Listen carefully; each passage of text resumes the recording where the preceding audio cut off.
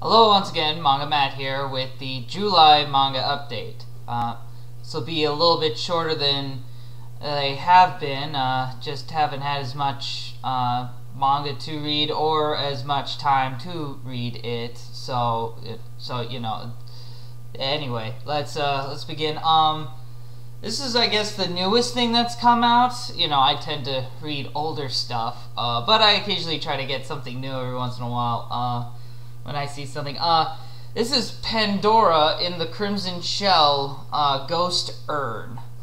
This is the the latest collaboration between Shinro Masamune of all people and Rikto Koshi of all people. Two creators, two big names in the manga anime industry that I never thought I would see them actually doing something together like this. The plot is this woman, Nana Korobi Nene, who's this sort of cybernetically enhanced girl. She heads to an island to live with her aunt, and she happens to run into this inventor named Uzal Delilah and her companion Clarion, and Clarion happens to also be a cyborg just like Nene. And what they find out though is that there are all sorts of superpowered threats that threaten this island where they live, and the only people who can stop it are Delilah's cybernetic enhanced programming that she can imbue onto Nene and Clarion. The reasoning being that because they're both cyborgs, that mean cybernetically enhanced people. That means that basically they can get sort of all these programs downloaded, and they can essentially like learn things that you otherwise wouldn't be able to learn in a timely manner like that.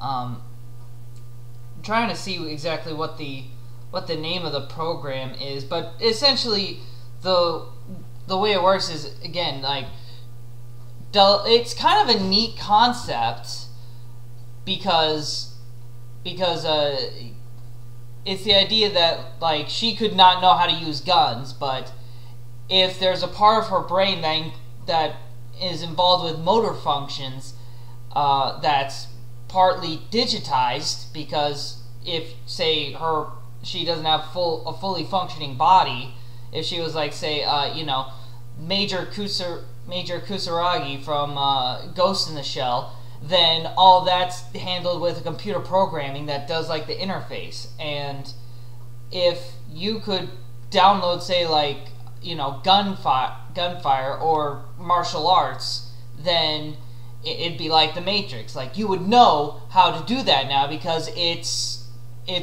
been put into a software program that can do all the legwork for you, and make that happen. And so and the reason why she specifically picks Nene is because she's apparently one of these a small percentage of people called adepters. I think they're called adepters. Basically, they're so good at, like, normally people with artificial limbs, artificial bodies, never have close to the level of control and depth that their real bodies would have given them. It's always just, you know, it's a little off. But she's apparently one of this small percentage that are as good or better with their artificial limbs as they ever were with their real ones, and that's also part of why she's picked for. Again, it's a neat concept, except that it feels like they put a lot of cheesecake and fan service in here that I'm just not really too much of a fan of. Because again, they're supposed to be like, oh look, it's funny, they're like little underage girls, you know. It's kind of like this whole moe thing, which again, I was never really a big fan of moe. Like, of course, they're wearing these little these little outfits and stuff, and fighting it. And of course, Clarion, she wears cat ears all the time because, I don't know, there's no functional reason why she needs to wear cat ears. But again, if you're into that, it's fine. You know, I'm just saying, like, I would appreciate it more if there was something in the story to be that way. If you just want to do like pinup art, do pinup art. Giving people like an aesthetic that's not directly linked to the narrative or the world that they're in is kind of I don't know.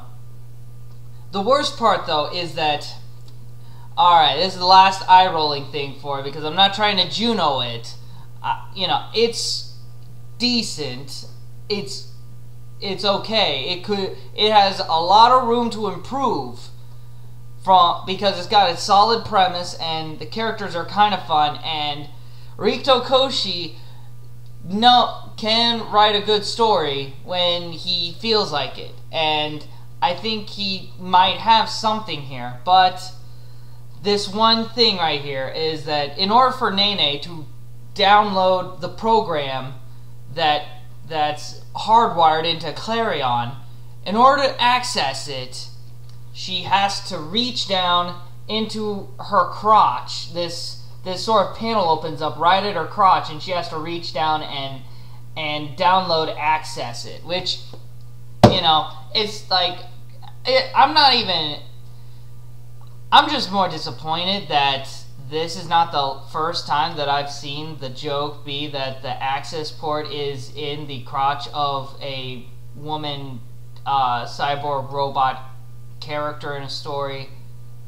I mean, Chobits did it, and, you know, at least, however I feel about Chobits, which, I mean, if I ever do a review about Chobits, which I do intend to, and I'll talk about it then, but I'll at least say this about Chobits and their choice of that particular detail in their plot is that at least it had a point in the story. It wasn't just a throwaway gag.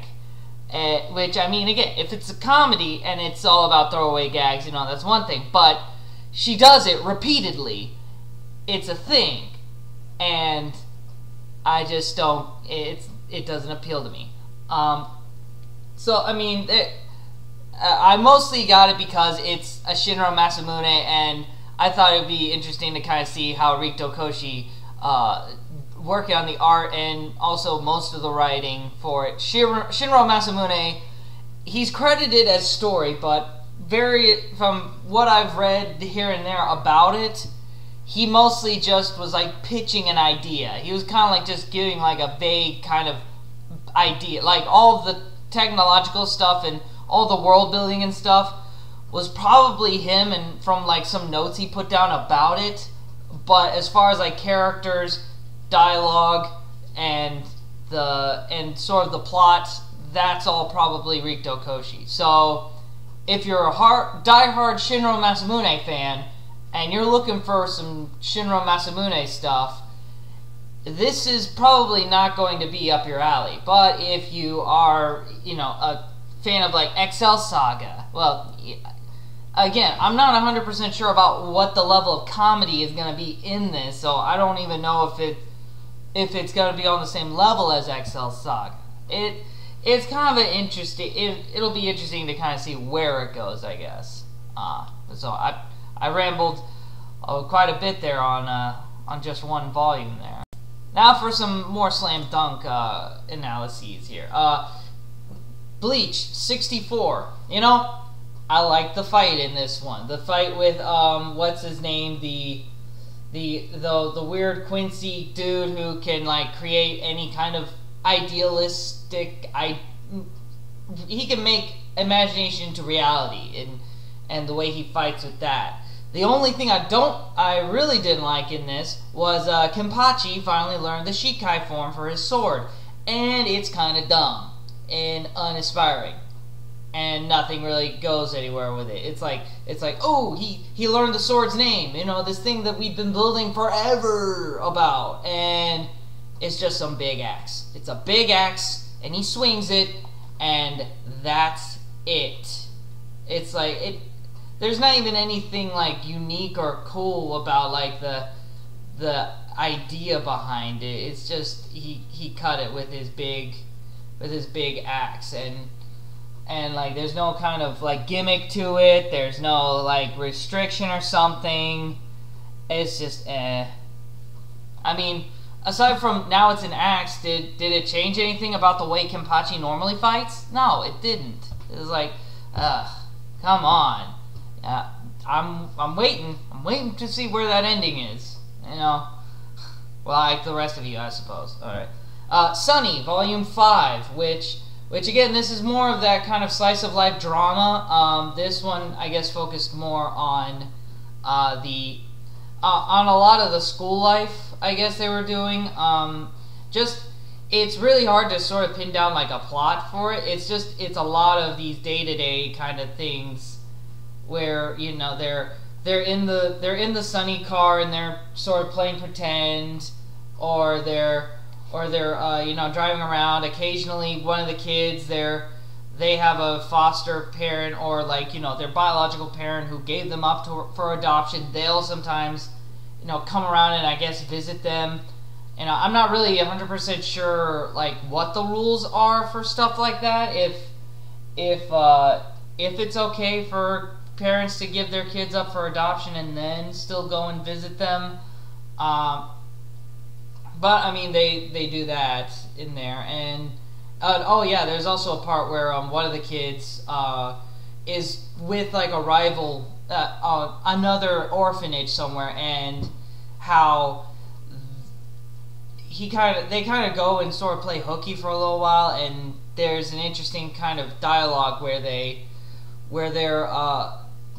think that the Sunny orphanage is kind of lame and stupid, until like one of the guys is saying, "No, your place is great. I mean, where we're at, they're always coming down hard on us and making sure we're all in line and stuff. Nobody tries to enforce stuff on you over there." And so I guess they kind of have a humbling moment there that maybe, you know, things could always be worse. But again, Sunny's good the way it is, and I like it. Let's see, Drug and Drop, Volume 2. Speaking of Clamp, this one I guess was more of the kind of continuing arc of the characters in Drug and Drop. I forget their names. What is it? Rikuo and Kazehaya. These guys, and especially the realization that there's actually the blonde hair guy actually has a sister, I believe, and how they're sort of tied together in their bond and destiny. That a lot of these Clamp titles seem to always have some kind of prevailing plot involving like destiny and sort of just this kind of like everything's to fulfill a prophecy kind of thing, and I guess sort of the futility of trying to go against that design. So I mean, it's kind of interesting, and I did like that they also made a reference to Wish in here, which I always really liked Wish from their Clamp titles. Let's see, next. This is one I've been trying to get for a long while, and I finally found it for a pretty good price. This is 4 Shojo Stories. This is the really early publication from Viz Media that just happened to have 4 little comic stories in them.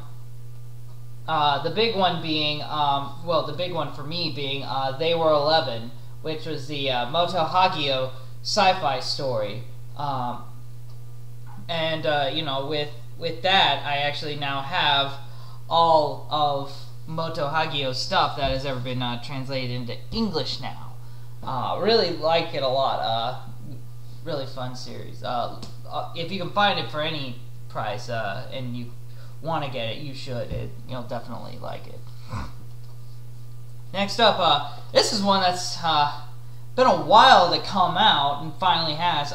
This is Kurosagi Corpse Delivery Service, Volume 14, which I absolutely love. This volume. This was a delight. All the stories in here were a load of fun. This story right here, where apparently someone has been killing people by actually lasering their heads off, and then actually taking the heads and putting them in jars so that they can run all the day-to-day bureaucracy, red tape that's in Japan. Basically, they would get rid of all these like, you know, DMV and all those municipal workers, you know, and instead of them being people, they would just be heads in jars, because, you know, the human brain, it has more processing power than any supercomputer, and it would be cheaper because you wouldn't have to pay them as much because they're just heads in jars, and it's just incredibly over-the-top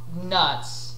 And then also the title, the first story being, you know, someone's copycatting the Kurosagi corpse delivery service and doing their job for them, and they're actually doing a little bit too well of a job, and they're actually hired jobs by, like, you know, mafia and people that dispose of bodies, and you know, their investigation of who these copycats are lead them to a kind of uncovering of some shady dealings from politicians who are using it as an excuse to you know, bury bodies and such. It was a pretty cool story in there, and probably the most fun one though is there's one story here, the Black Heron, which you know, would be the English translation of Kurosagi, and it's actually the twist at the end of the story is that everything they're looking at in this story, the reason why it's got this much more radically different design and look for its art style, is actually because you find out at the end it's a DVD of a movie that's been released in America, and the way it looks, you could say that this would be how America would do a Kurosagi corpse delivery service storyline. And actually the thing in there is actually pretty cool, the little mystery in it, which is essentially somebody is tattooing on human skin and then removing it and then using that in leather jackets. They're essentially using tattoos on people's skin and then peeling the skin off and then using it in you know, biker jackets and stuff, because you know, I guess you get a much better looking aesthetic than trying to tattoo on, say, like a dead hide. So I mean, that's a pretty cool, like, kind of concept idea. If anyone can figure out for me exactly who did the art style in here, because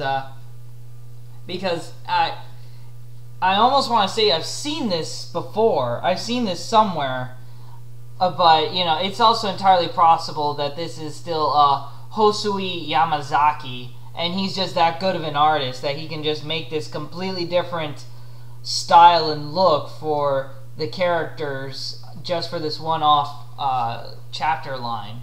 So in any case, that's pretty cool. Also, they mention in the back here in the oblette, the little editor section in the back here, that whenever they get asked about, you know, the Kurosagi series, that they're always kind of like right there on the edge, I guess. Basically, if you want more Kurosagi to come out, they're saying that a lot of it is going to be dependent on whether or not people get those omnibus, those 3-in-1 Kurosagi volumes that are going to be coming out later this year. So definitely, if you haven't been getting, or you've been thinking about wanting to get Kurosagi, but it's been a little too, you know, pricey because it's been going up from the secondary market, go get them now, because getting them now is going to help cement the production of future volumes of Kurosagi to come. And it's a wonderful little horror series that it never feels like it has to be anything more than it is. It's just, you want these little stories involving some kind of sick man doing something with dead bodies, and then they show up and sort of solve a mystery, and then you know, they resurrect a corpse and the corpse does something and stops the bad guys. It's kind of like a Scooby-Doo mystery, like a very adult kind of Scooby-Doo mystery, and it's really fun, and I like it, and you'll probably like it too.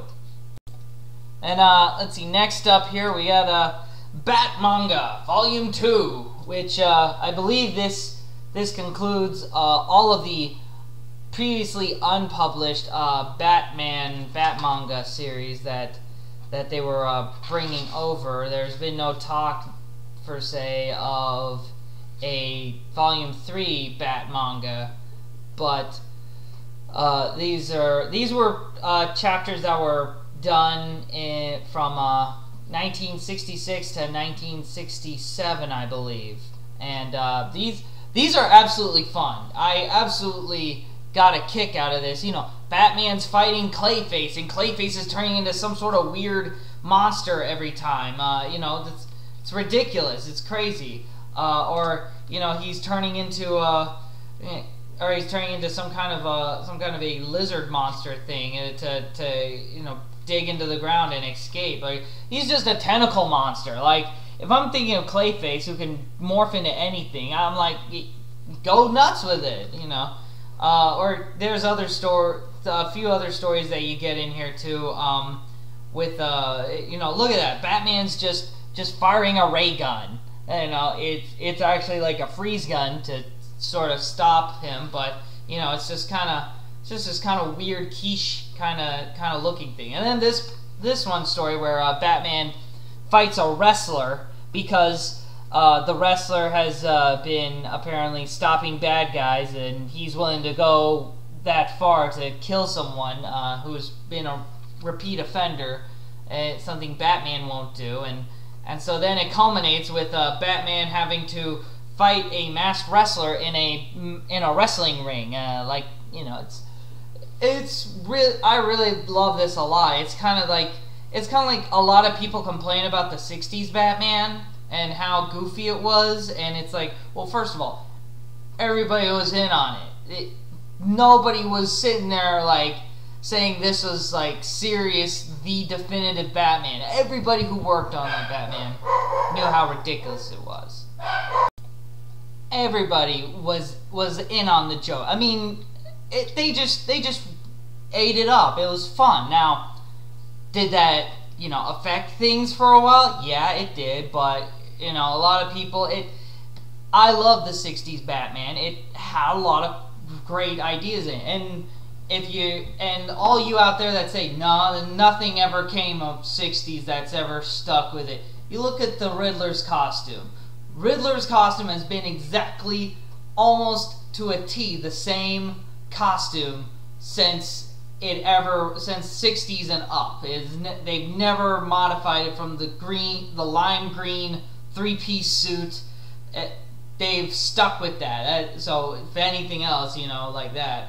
And then also there's something like this Mystery of the Outsider, where apparently like some sort of meteor crashes and the radiation from it turns Alfred into some sort of bizarre being who you know, can touch anything, and then he can control whatever he touches and move it around like telekinesis, and it's just you won't see this. You don't see this anywhere. And it's the kind of thing that could have only come about from '60s Batman. Or right here, Batman is fighting this kind of robot. He's fighting a robot dinosaur. Batman is fighting a robotic dinosaur, and he's also throwing a bomb and setting it on fire. I mean, if that doesn't convince you to get some Bat-Manga, I don't know what is. I love it. Next up, we get this is something I got just a few months ago for $40 for the whole thing, and I'm really glad I did, because I actually really like this series. It's Tower of the Future. This is kind of an odd series. Essentially, it's the story of this kid Takeru, and he finds out that there's this kind of weird.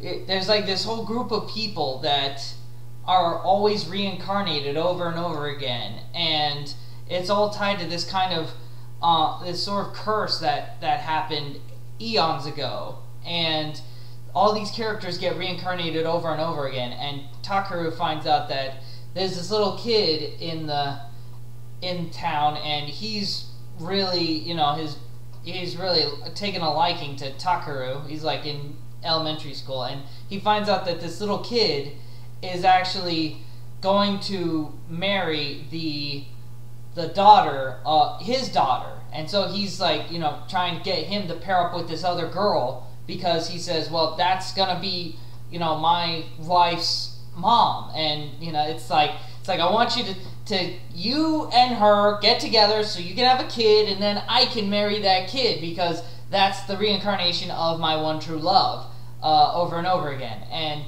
it's just a lot of this weird kind of reincarnation thing, and the idea of kind of just being stuck in this kind of endless cycle, and also about, I guess, like this undying sort of love that you can have with someone. And it, if it makes any more sense, this is the same woman who did Please Save My Earth, which also dealt with a lot of these other kind of, a lot of these very similar kind of ideas of just people being reincarnated, and sort of this sort of cycle that some people can get stuck into. Some people get into a cycle of love, and they just love each other over and over, generation to generation. And then some people get stuck in a cycle of hate, and they just hate over and over forever, and they're just stuck in that endless loop. And I thought this was also a very kind of fun series. The ending got kind of wonky, and the beginning, like, there's this kind of thing with her where she always seems to have a hard time figuring out how to get her series started. They always start this very mundane kind of slice of life kind of way, and then they spirals into this kind of off the rails thing. It's always kind of weird. Also to note, I always try to read these when I find them in my manga, but there's a lot of these little sidebar, little anecdotal things where the author is just talking, and it's interesting. Like through the whole course of this series, you read about her and majority of the time about all the JRPGs that she's playing. She starts with, I guess, Final Fantasy, talking about playing Final Fantasy VI, and then by the end of this, she's talking about Final Fantasy VIII. She's also talking about playing Suikoden, also about a few other JRPGs that she was also playing at the time. I think maybe some Dragon Quest was in there too. But yeah, I always love those kind of asides. It's also always interesting how you always see these manga artists who, especially the Shojo manga artists, because they seem to be the only ones that put the little asides in their volumes where they do the little talk thing. You don't really see that in the shonen series that I read anyway. And it's always interesting how much of them play these long JRPG games, and how they all just it's kind of unique. I'm not saying it's like weird or something. It's just like it seems like that's always the kind of thing that they're always obsessed with. But yeah, that's 11 volumes, the whole thing. The last one actually did that thing that a lot of shoujo series have, where like the last quarter, it ends like 3 quarters in, and then there's just a little extra story at the end. But overall, if you really liked Please Save My Earth, then you'll definitely like Tower of the Future. Tower of the Future. Next up, we get I finally read and got all of Silent Mobius, which this has been the last big Kia Asamiya series that I've been wanting to get. There is also actually that series that he put out with from Image, the Dark Angel thing. I guess if I want to be a true completist of Kia Asamiya, I should get that. But this is sort of the big one that put him on the map. Silent Mobius, which is about a group of 6 women who all have various different abilities and talents that work for AMP, which is the Abnormal Mystery Police, which they mostly investigate any kind of killings or happenings that involve these extra-dimensional creatures known as Lucifer Hawks, which again, that's freaking awesome sounding name for a bad guy creature species, Lucifer Hawks.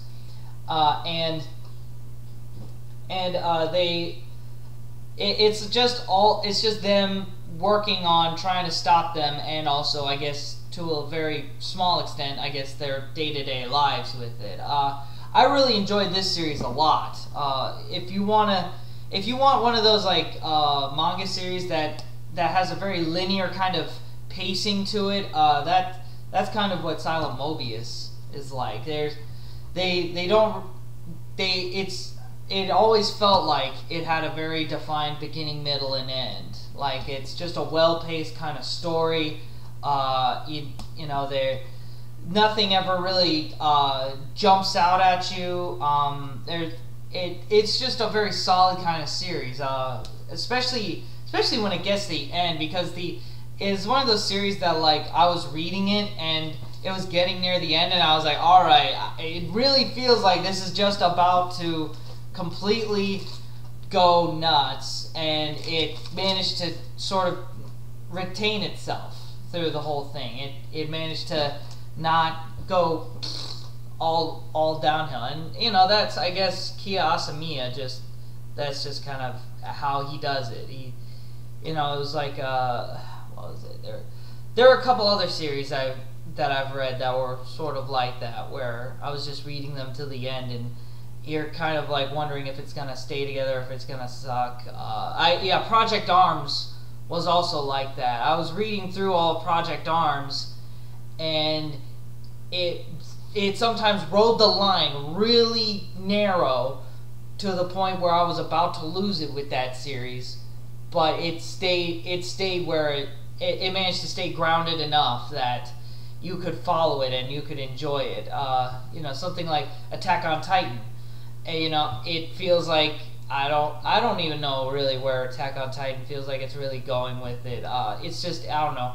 Attack on Titan, it just feels too big right now, too big of a series that there's just so much hype behind it that you just, I don't know, it's hard to really tell how it's really stacking up in sort of an objective sense in its plot and ideas.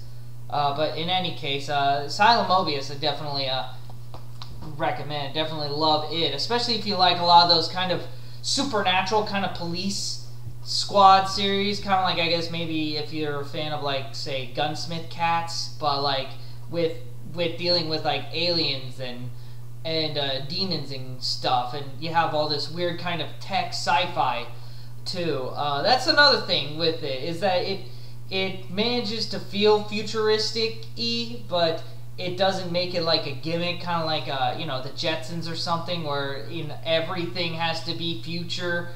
Like, yeah, it's the future, but there's still like cars and stuff, and they still mostly work the same. There's the only part that it feels kind of antiquated is like computer stuff, because like they're still using like discs and stuff, and it's like, well, we're already well beyond that. But stuff like that nobody really knew. I mean, you watch a lot of these older films, they talk about microfilm. People thought microfilm was going to be the thing.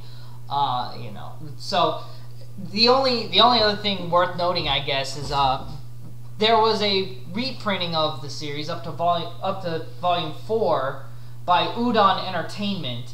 I don't know what happened with getting the rest of it done, but from everything I've seen, they only stopped at making 4 volumes of this.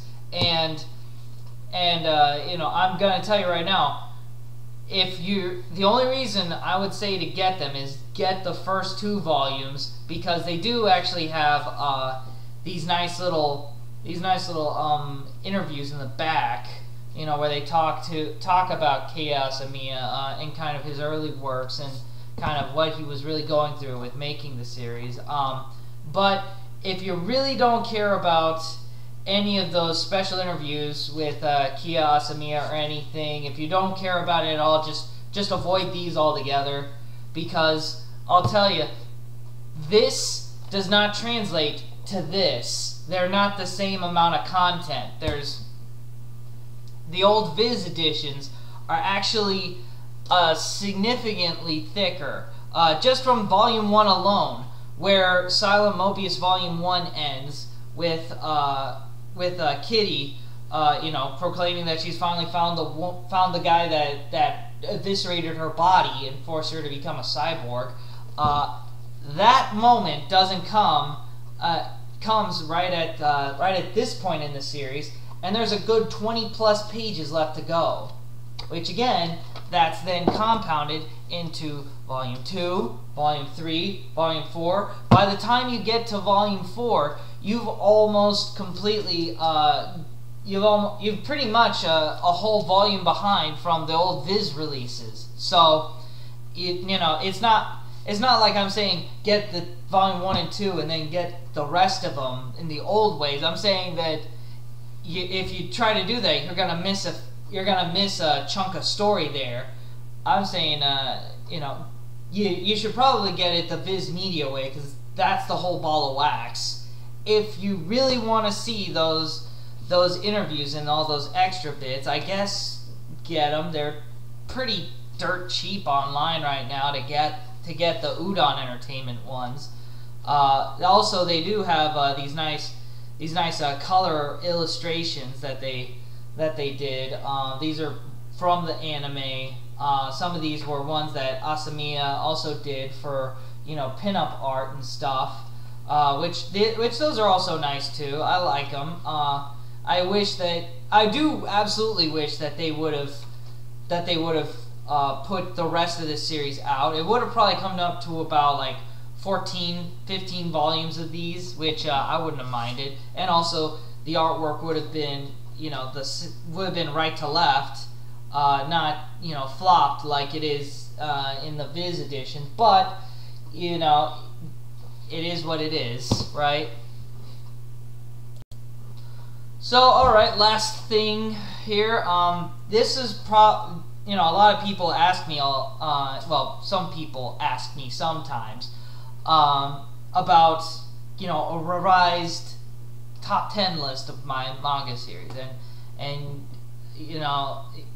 if I totally plan on doing a revised version of the top 10 list, because even I can't remember. I think I actually missed a couple when I was listing those. That I was just kind of flying by the seat of my pants, not really giving, just sort of doing it, and then I was like, later. Which again, when I put this up, you're gonna see those dogs barking, and I didn't edit that out, because I was like, well, whatever, I'll do it. But I will say this: if I were to redo my top 10 list, it would have to be after there are a couple of manga series that I plan on reading, and those are the ones that I think are contenders to be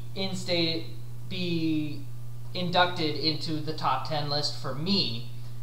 And I'd always heard about this series and about how good it is, and also how ridiculously expensive it is to try and track down all of the individual volumes in print form. Well, fortunately now, virtually all of those hard to find old Viz titles are now easily available on your Kindle app, so that's at least one alternative for people to download and read these series. But I finally got the rest of it gotten, and I've been reading through it. I'm already up through Volume 3 of it, and I can definitely say that this is going to be one of those top 10s right here, and it is Basara. Basara by Yumi Tamura. Yumi Tamura. This is like, I'm only 3 volumes in, and I'm like, man, this is something. When people say that talk about Banana Fish, all 5 of them, they'll say that Banana Fish is very much like not a shoujo, like it's a shoujo's done in shoujo, a shoujo magazine and stuff, and it's got all the trappings of, like, on paper it should be all shoujo, but when you read it and you look at the artwork and you look at all that, it's very not shoujo.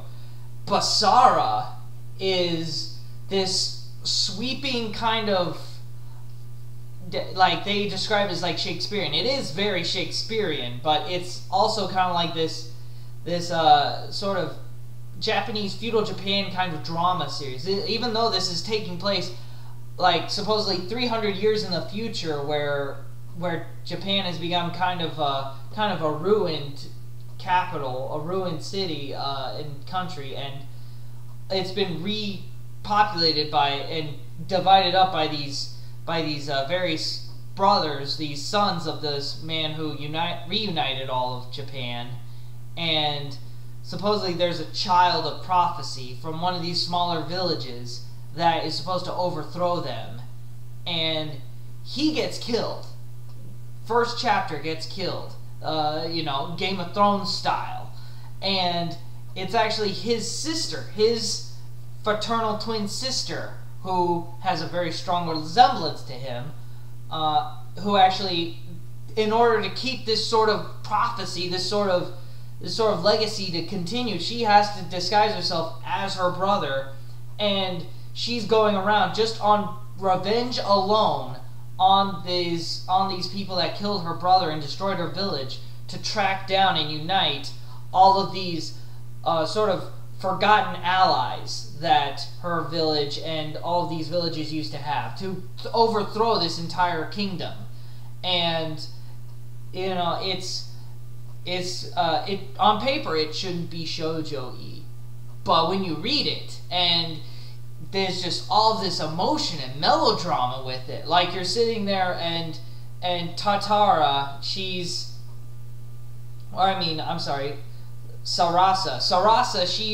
she's going to this hot springs, and she meets this cute boy, and his name is Shido, and they start hitting it off, and they really like each other.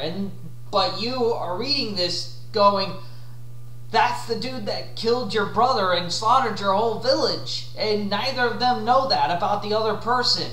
They both know that they are sworn enemies, but they are still falling in love with each other outside of that, and they don't even know that they're enemies. When they say, like, Shakespearean, that particular part right there, that feels very Shakespearean, mostly like, Romeo and Juliet-ish, but it's one of those things, like, I know that's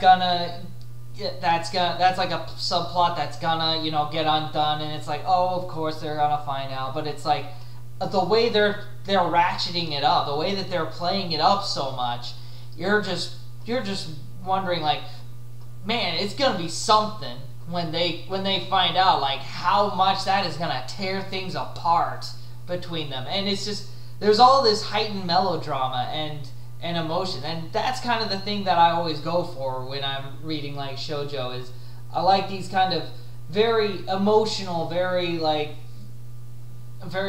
of bigger than life sort of characters that just get swept up into things, and all of that is definitely in here. It's 27 volumes, but these 3 volumes, I'm already totally convinced to read the rest of this, and that it's gonna be something big. I just, I'll have to see if it actually lives up to that potential from right there. But in any case, that's all the manga reading I've got right now. So I guess I'll see you for the August one. Yeah, right? Yeah. Okay. Good reading.